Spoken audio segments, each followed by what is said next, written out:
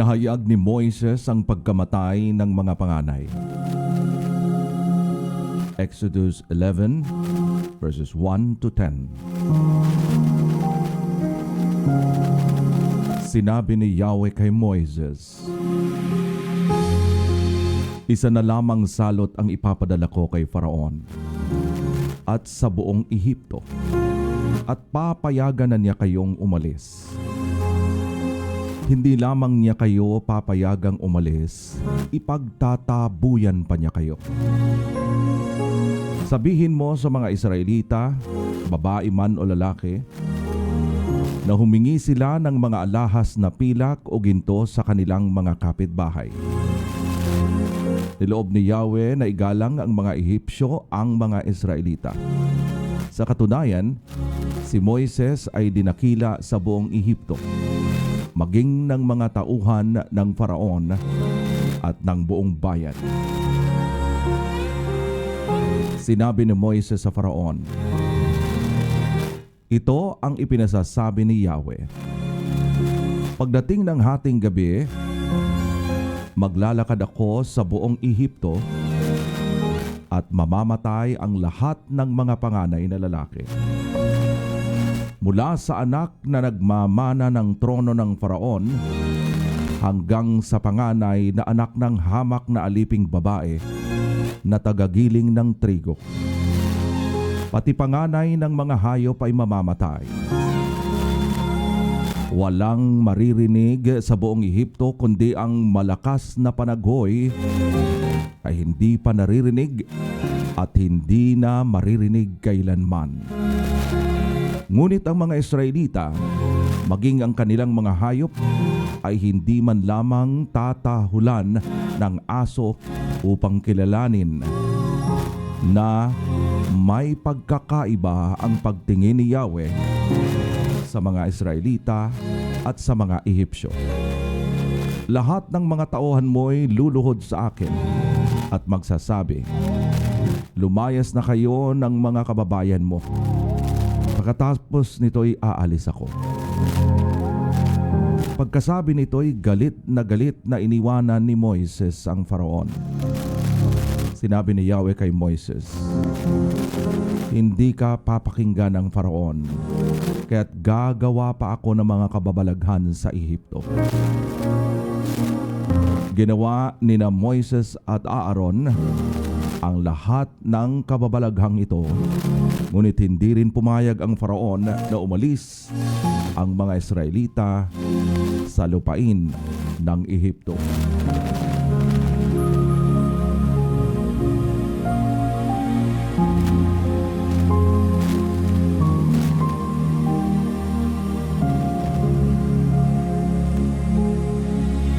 The plague on the firstborn. Exodus 11 verses 1 to 10.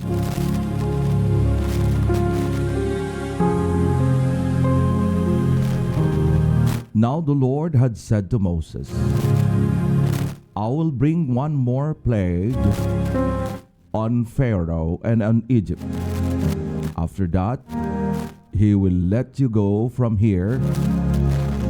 And when he does, he will drive you out completely. Tell the people that men and women alike are to ask their neighbors for articles of silver and gold. The Lord made the Egyptians favorably disposed toward the people, and Moses himself was highly regarded in Egypt by Pharaoh, officials, and by the people. So Moses said, this is what the Lord says. About midnight, I will go throughout Egypt. Every firstborn son in Egypt will die. From the firstborn son of Pharaoh, who sits on the throne, to the firstborn son of the female slave, who is at her handmill, and all the firstborn of the cattle as well. There will be loud wailing throughout Egypt, worse than there has ever been or ever will be again. But among the Israelites, not a dog will bark at any personal or animal. Then you will know that the Lord makes distinction between Egypt and Israel. All these officials of yours will come to me, bowing down before me and saying, Go, you and all the people who follow you. After that, I will live. Then Moses, hot with anger, left Pharaoh. The Lord said to Moses, Pharaoh will refuse to listen to you, so that my wonders may be multiplied in Egypt. Moses and Aaron performed all the wonders before Pharaoh, but the Lord hardened Pharaoh's heart, and he would not let the Israelites go out of his country.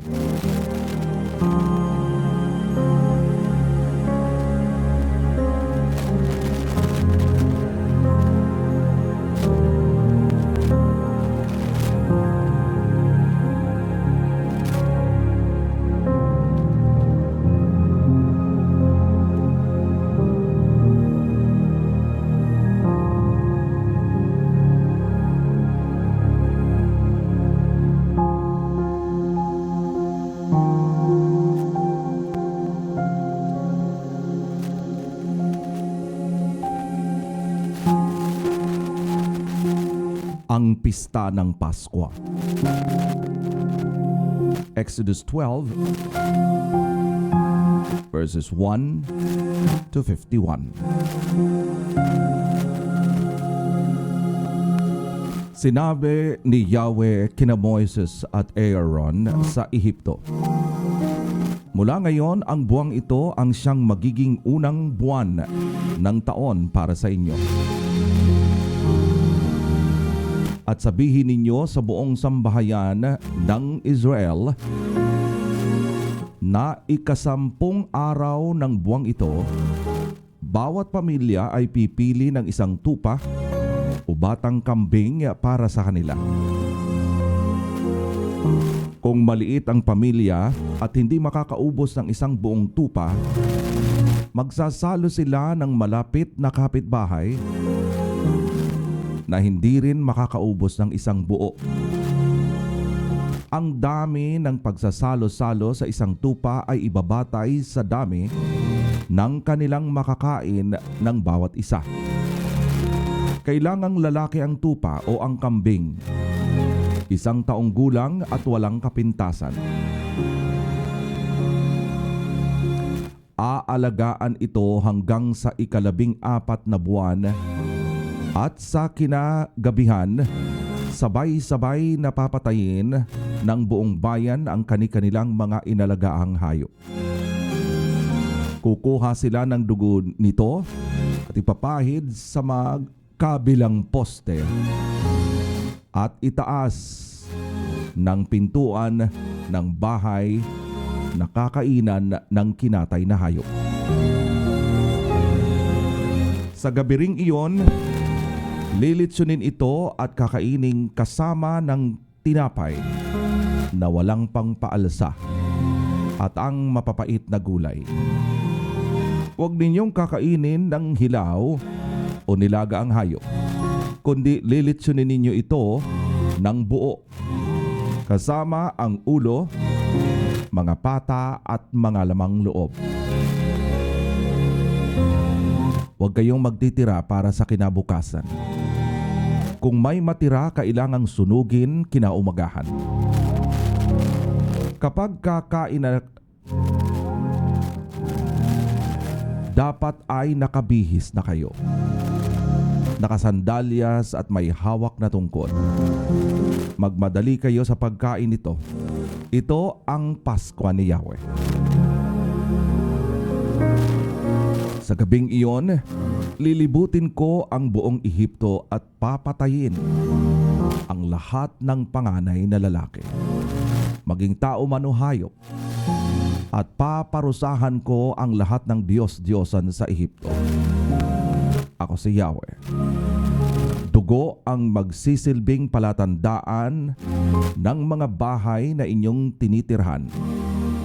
Lahat ng bahay na makita kong may pahid ng dugo ay lalampasan ko, at walang pinsalang mangyayari sa inyo habang pinaparusahan ko ang buong Ehipto.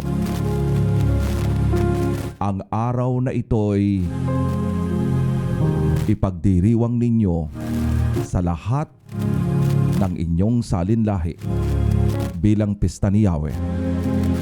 Sa pamamagitan nito'y maalala ninyo ang aking ginawa.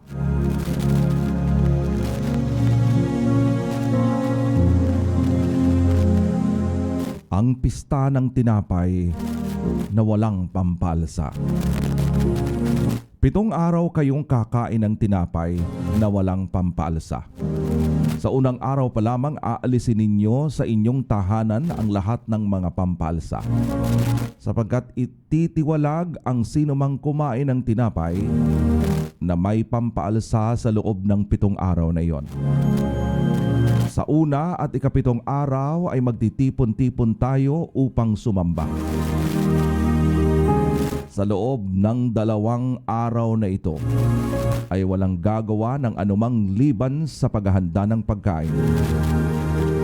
Ang pagdiriwang ng pista ng tinapay na walang pampaalsa ay gaganapin ninyo taon-taon, sapagkat sa araw na ito inilabas ko sa Ehipsyo ang inyong mga lipi.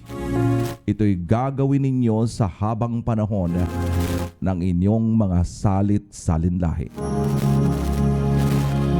Tinapay na walang pampaalsa ang inyong kakainin simula sa gabi ng ika-14 na araw hanggang sa gabi ng ika-21 ng unang buwan ng taon.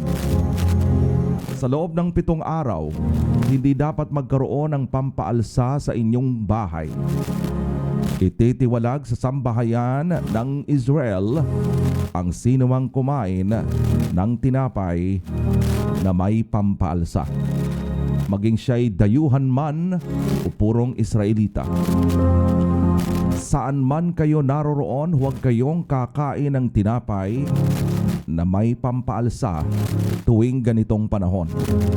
Ang kakainin ninyo'y tinapay na walang pampaalsa.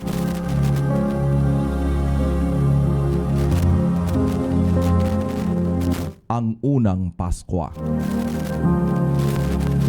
Tinawag nga ni Moises ang mga pinuno ng Israel at sinabi sa kanila, "Pumili kayo ng isang tupa para sa inyong sari-sariling pamilya at patayin ninyo ito para sa Paskwa. Kumuha kayo ng sanga ng halamang bisupo. Basahin ito ng dugo ng tupa at ipahid sa magkabilang poste at taas ng inyong pintuan. At ito man, isa man sa inyo ay huwag lalabas ng bahay hanggang sa kinabukasan." Sa gabing iyon, lilibutin ni Yahweh ang buong Ehipto at papatayin ang mga Ehipsyo. Lahat ng bahay na makita niyang may pahid ng dugo sa magkabilang poste at itaas ang pintuan ay hindi niya hahayaang pasukin ng anghel ng kamatayan. Sundin ninyo ang mga tuntuning ito at palagiang ganapin pati ang inyong mga anak. Patuloy ninyong ganapin ito maging sa lupaing ipinangako ko sa inyo.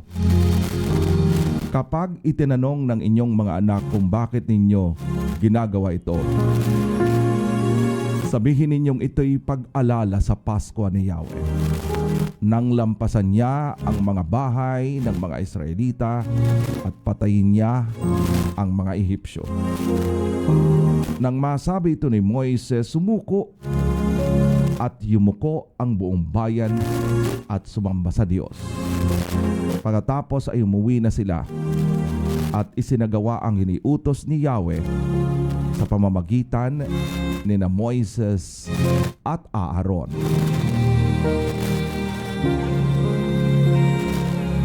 Ang huling salot. Namatay ang lahat ng panganay. Nang hating gabing iyon, pinatay ni Yahweh ang lahat ng panganay na lalaki sa buong Ehipto. Mula sa panganay ng Faraon at tagapagmana ng trono hanggang sa anak ng bilanggong nasa piitan. Namatay din ang panganay ng mga hayop. Nang gabing iyon, nagising ang Faraon, ang kanyang mga tauhan at lahat ng Ehipsyo, at nagkaroon ng napakalakas na iyakan sa buong Ehipto, sapagkat lahat ng mga bahay ay namatayan ng panganay na lalaki.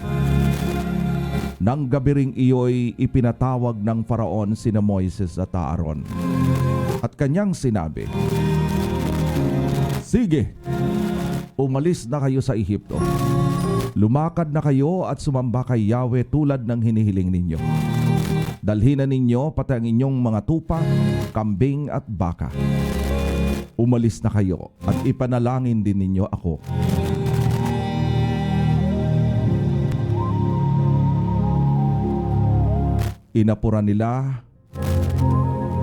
Inapura sila ng mga Ehipsyo at sinabi sa kanila, "Mamamatay kaming lahat kapag hindi pa kayo umalis dito."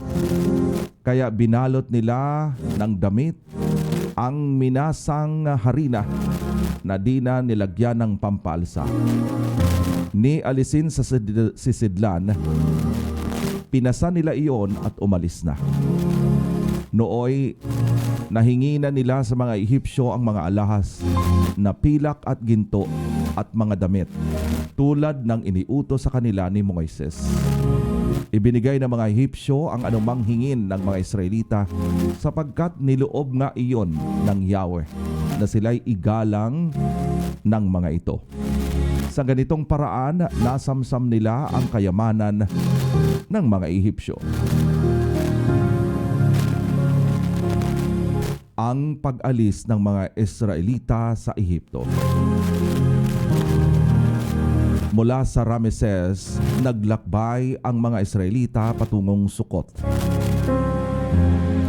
Umugit kumulang sa 600,000 ang mga lalaki, bukod pa sa mga babae at mga bata.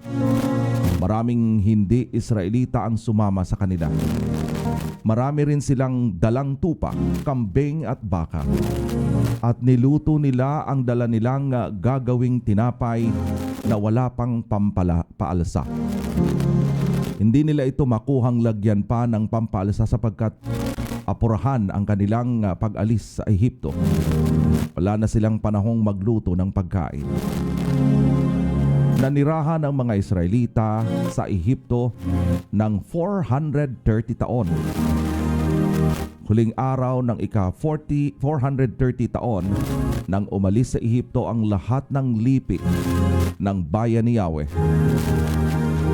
Nang gabing iyon, sila iniligtas ni Yahweh at inilabas sa Ehipto. Kaya ang gabing iyon ay itinalaga nila sa pag-alaala sa pagliligtas sa kanila ni Yahweh. Ang pag-alaalang iyon ay patuloy nilang gagawin habang panahon. Sinabi ni Yahweh kina Moises at Aaron, "Ito ang mga tuntunin tungkol sa Paskwa. Bawal kumain ito ang mga dayuhan. Ngunit ang alinmang binili ninyo ay maaring pakainin ito kung siya'y tuli na.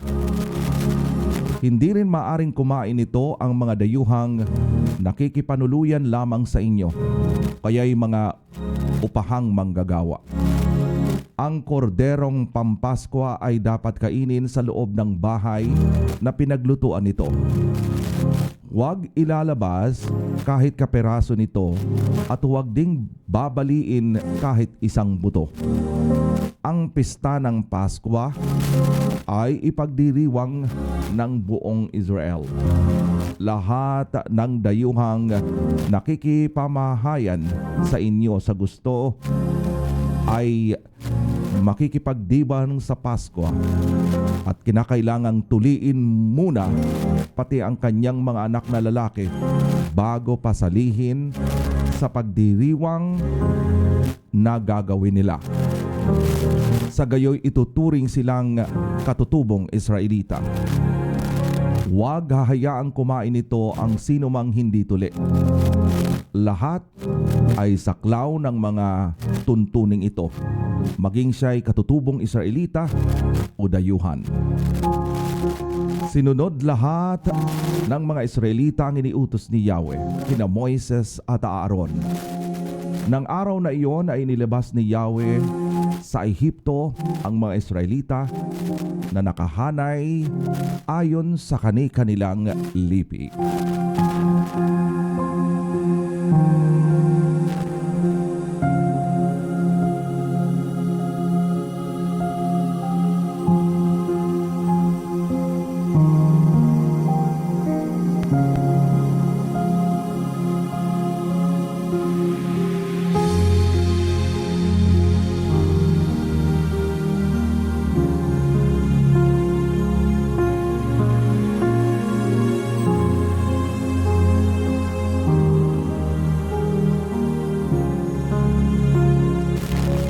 The Passover and the Festival of Unleavened Bread. Exodus 12, 1 to 51. The Lord said to Moses and Aaron in Egypt, "This month is to be for you the first month of your year. Tell the whole community of Israel that on the 10th day of this month, each man is to take a lamb for his family, one for each household. If any household is too small for a whole lamb, they must share one with their nearest neighbor, having taken into account the number of the people there are in a family. You are to determine the amount of lamb needed in accordance with what each person will eat. The animals you chose must be year-old males without defect, and you may take them from the sheep or the goats. Take care of them until the 14th day of the month, when all the members of the community of Israel must slaughter them at twilight. Then they are to take some of the blood and put it on the sides of the tops of the door frames of the houses where they ate the lamb. That same night, they are to eat the meat roasted over the fire, along with the bitter herbs and bread made without yeast. Do not eat the meat raw or boiled in water, but roast it over a fire, with the head, legs, and internal organs. Do not leave any of it till morning. If some is left till morning, you must burn it. This is how you are to eat it: with your cloak tucked into your belt, your sandals on your feet, and your staff in your hand. Eat it in haste. It is the Lord's Passover. On that day, or on the same night, I'll pass through that Egypt and strike down every firstborn of both people and animals, and I will bring judgment on all the gods of Egypt. I am the Lord. The blood will be a sign for you on the houses where you are, and when I see the blood, I will pass over you. No destructive plague will touch you when I strike Egypt. This is the day you are to commemorate for the generations to come. You shall celebrate it as a festival to the Lord, a lasting ordinance. For 7 days, you are to eat bread made without yeast. On the first day, remove the yeast from your houses. For whoever eats anything with yeast on it from the first day through the 7th must be cut off from Israel. On the first day, hold a sacred assembly, and another one on the 7th day. Do not work at all on these days, except to prepare food for anyone to eat. That is all you may do. Celebrate the festival of unleavened bread, because it was on this day that I brought your divisions out of Egypt. Celebrate this day as a lasting ordinance for the generations to come. In the first month, you are to eat bread made without yeast. Then the evening of the 14th day until the evening of the 21st day. For 7 days, no yeast is to be found in your houses. And anyone, whether foreigner or native born, who eats anything with yeast in it must be cut off from the community of Israel. Eat nothing made with yeast. However, or wherever you live, you must eat unleavened bread. Then Moses summoned all the elders of Israel and said to them, Go at once and select the animals for your families and slaughter the Passover lamb. Take a bunch of hyssop, dip it into the blood in the basin, and put some of the blood on top of both sides of the door frame. None of you shall go out of the door of your house until morning, when the Lord goes through the land to strike down the Egyptians. He will see the blood on the top of the sides of the door frame and will pass over that doorway. And he will not permit the destroyer to enter your houses and strike you down. Obey these instructions as lasting ordinance for you and your descendants. When you enter the land that the Lord will give you as a promise, observe this ceremony. And when your children ask you, what does this ceremony mean to you? Tell them, it is a Passover of sacrifice to the Lord. You pass over the houses of the Israelites in Egypt and spared our homes when he struck down the Egyptians. Then the people bowed down and worshiped. The Israelites did just what the Lord commanded Moses and Aaron to do. At midnight, the Lord struck down all the firstborn in Egypt. The firstborn of Pharaoh, who sat on the throne, to the firstborn of prisoner, who was in the dungeon, and the firstborn of the livestock as well. Pharaoh and all his officials and all the Egyptians got up during the night, and there was a loud wailing in Egypt. For there was not a house without someone dead.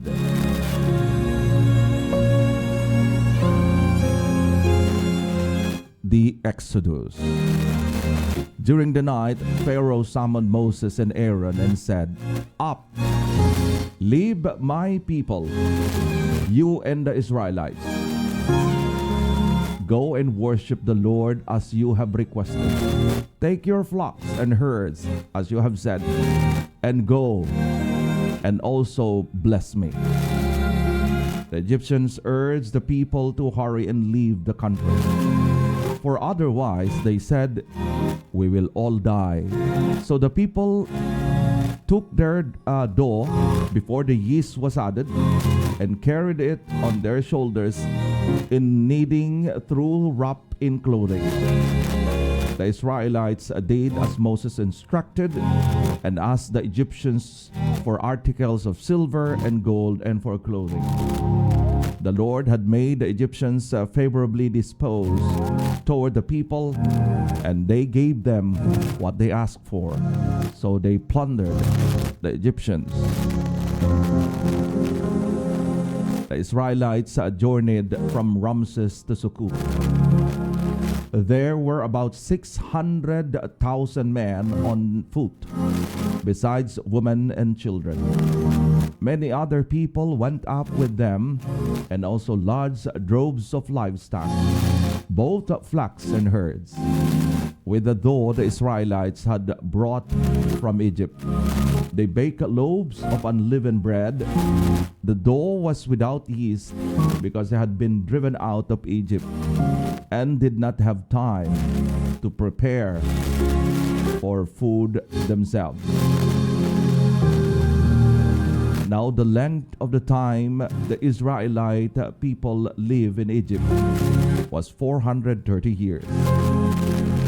At the end of 430 years, to the very day, all the Lord divisions left Egypt, because the Lord kept vigil that night to bring them out of Egypt. And on this night, all the Israelites are to keep vigil to honor the Lord for the generations to come.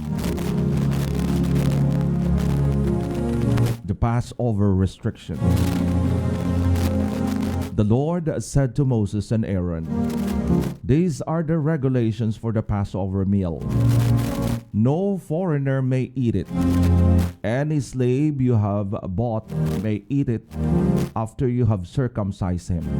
But a temporary resident or a hired worker may not eat it. It must be eaten inside the house. Take none of the meat outside the house. Do not break any of the bones. The whole community of Israel must celebrate it. A foreigner residing among you who wants to celebrate the Lord's Passover must have all the males in his household circumcised. Then he may take part like one born in the land. No uncircumcised male may eat it. The same law applies both to the native born and to foreigner residing among you." All the Israelites did just what the Lord had commanded Moses and Aaron. And on the very day the Lord brought the Israelites out of Egypt by their division.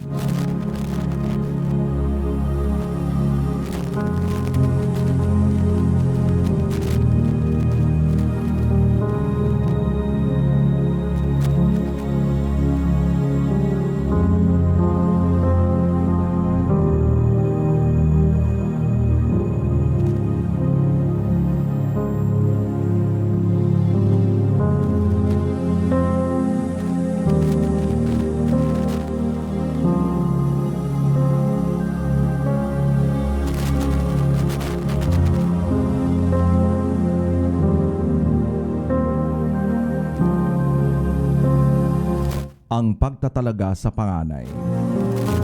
Exodus 13, 1 to 22.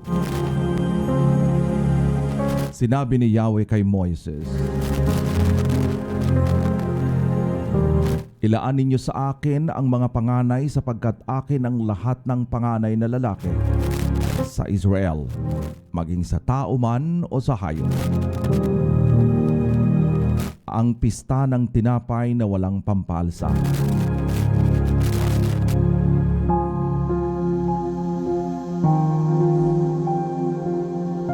Sinabi naman ni Moises sa mga Israelita, "Aalalahanin ninyo ang araw na ito ng inyong paglaya sa pag-aalipin sa bansang Ehipto.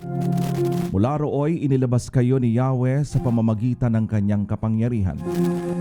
Huwag kayong kakain ng tinapay na may pampaalsa Umalis kayo ng Ehipto sa araw na ito ng unang buwan. Dadalhin kayo ni Yahweh sa lupaing ipinangako niya sa inyong mga ninuno, sa inyong mayaman at masaganang lupain, ang lupain ng mga Cananeo, Heteo, Amoreo, Hevita at Jubezeo. Pagdating doon ay ipagdiriwang ninyo taon-taon ang araw na ito. Ang kakainin ninyo sa loob ng 7 araw ay tinapay na walang pampaalsa. At sa ika-7 araw ay ipagpipista ninyo si Yahweh. Tinapay na walang pampaalsa ang kakainin ninyo sa loob ng 7 araw. At sa panahong iyon, huwag magkakaroon ng pampaalsa o tinapay na may pampaalsa sa inyong lupain. Sa araw na iyon, sasabihin ng bawat isa sa kanyang mga anak, ginagawa natin ito bilang pag-aalala sa pagliligtas sa amin ni Yahweh nang ilabas niya kami sa Ehipto. Ang pag-alalang ito'y magiging isang palatandaan sa inyong kamay o sa inyong mga noo upang hindi ninyo malimutan ang mga utos ni Yahweh, sapagkat inilabas niya kayo sa Ehipto sa pamamagitan ng kanyang dakilang kapangyarihan. Gaganapin ninyo ang pag-alalang ito sa takdang araw, taon-taon. Dadalhin kayo ni Yahweh sa lupain ng mga Cananeo, sa lupaing ipinangako niya sa inyo at sa inyong mga ninuno. Pagdating doon, ibukod ninyo para sa kanya ang lahat ng panganay na lalaki. Kanya rin ang lahat ng panganay na lalaki ng inyong mga hayop. Lahat ng panganay na lalaki ng mga asno ay tutubusin ninyo ng tupa. Kung ayaw ninyong tubusin, baliin ninyo ang liig nito. Tutubusin din ninyo ang mga anak ninyong panganay. Darating ang mga araw na itatanong ng inyong mga anak kung bakit ninyo ginagawa ito. Sabihin ninyo sa kanila na kayo'y iniligtas ni Yahweh mula sa pagkaalipin sa Ehipto sa pamamagitan ng kanyang kapangyarihan.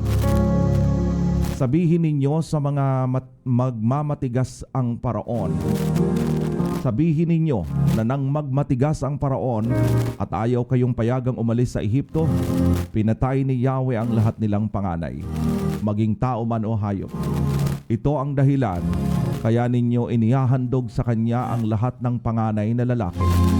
Ngunit ang anak ninyong panganay ay inyong tinutubos. Ang paghahandog na ito'y magsisilbing palatandaan tulad ng tatak sa inyong kamay o sa inyong noo. Ito'y pag-alala sa ginawa ni Yahweh nang kayo'y ilabas niya sa Ehipto sa pamamagitan ng kanyang kapangyarihan. Nang payagan na ng Faraon ang mga Israelita, hindi sa daan patungong Filistia sila pinaraan ng Diyos. Dahil kahit na iyon ay ang pinakamalapit na daan. Ayaw niya kasi na ang mga Israelita ay mapasubo agad sa labanan. Baka magbago pa sila ng isip at magbalik ng Ehipto. Kaya sila ay pinaligid niya sa ilang patungo sa dagat na Pula. Sila'y handang-handang makipaglaban. Ang mga buto ni Jose ay dinala rin ni Moises sa kanilang paglalakbay bilang pagtupad sa kahilingan nito. Ang sinabi noon ni Jose, "Tiyak na ililigtas kayo ni Yahweh. Pag alis ninyo rito'y dalhin ninyo ang aking mga buto." Umalis sila ng Sukot at tumigil muna sa Etam bago pumasok ng ilang. Sa kanilang paglalakbay, araw-gabi patuloy silang pinagpatnubayan ni Yahweh.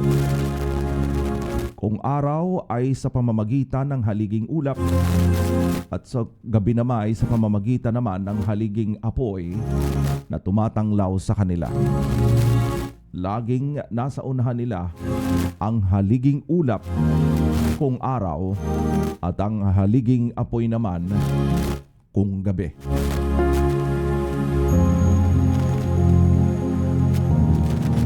Consecration of the firstborn.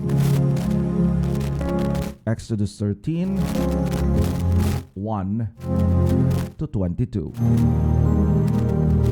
The Lord said to Moses, consecrate to me every firstborn male, the first offspring of every womb among the Israelites belongs to me, whether human or animal. Then Moses said to people, commemorate this day, the day you came out of Egypt, out of the land of slavery, because the Lord brought you out with a mighty hand. Eat nothing containing yeast. Today, in the month of Aviv, you are living. When the Lord brings you into the land of Canaanites, Hittites, Amorites, Hivites, and Jebusites, the land he swore to your ancestors to give you, a land flowing with milk and honey. You are to observe the ceremony every month, or this month. For 7 days eat bread made without yeast. On the 7th day hold a festival to the Lord. Eat unleavened bread during those 7 days. Nothing with yeast in it is to be seen among you, nor shall any yeast be seen anywhere within your borders. On that day tell your son, I do this because of what the Lord did for me when I came out of Egypt. This observance will be for you like a sign on your hand and reminder on your forehead that this law of the Lord is to be in your lips. For the Lord brought you out of Egypt with his mighty land. You must keep this ordinance at appointed time, year after year. After the Lord brings you into the land of Canaanites and gives it to you as a promise on oath to you and your ancestors, you are to give over the Lord the first offspring of every womb. All the firstborn males on your livestock belongs to the Lord. Redeem with a lamb every firstborn donkey. But if you do not redeem it, break its neck. Redeem every firstborn among your sons. In the days to come, when your son asks you, what does this mean? Say to him, with the mighty hand of the Lord brought us out of Egypt, out of the land of slavery. When Pharaoh stubbornly refused to let us go, the Lord killed the firstborn of both people and animals in Egypt. This is why I sacrificed to the Lord the first male offspring of every womb and redeemed each of my firstborn sons. And it will be like a sign of your hand and a symbol on your forehead that the Lord brought us out of Egypt with his mighty hand. When Pharaoh let the people go, God did not lead them on the road through the Philistine country, though that was shorter. For God said, if they face war, they might change their minds and return to Egypt. So God led the people around by the desert road towards the Red Sea. The Israelites went up out of Egypt and ready for battle.